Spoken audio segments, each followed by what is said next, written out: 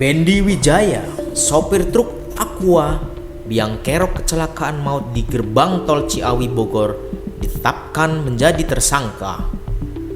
Truk Aqua yang dikendarai Bendy terbukti melampaui batas tonase muatan atau over dimension overloading (ODOL).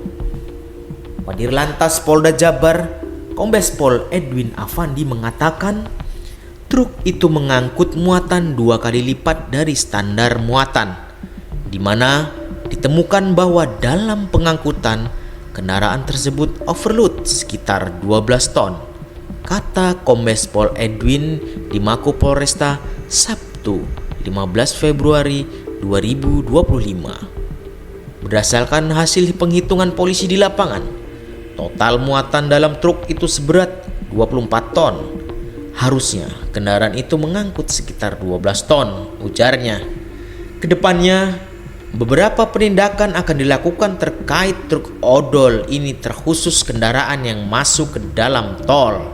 Sekarang, kita sedang melaksanakan operasi keselamatan Lodaya 2025. Dalam operasi ini, salah satu yang menjadi prioritas sesuai dengan atensi dari Bapak Kapolda Jabar, kita melaksanakan penertiban kepada kendaraan-kendaraan, ujarnya.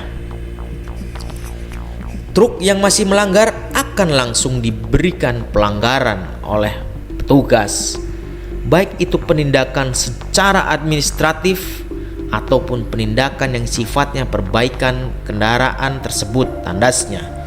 Diketahui sebelumnya 3 pelanggaran terbukti dilakukan oleh Bendy Wijaya, sopir truk pengangkut galon kecelakaan maut gerbang tol Ciawi 2 Bogor. Sebanyak 8 orang tewas dan 11 orang mengalami luka-luka dalam insiden yang terjadi pada Selasa tanggal 4 Februari 2025 lalu.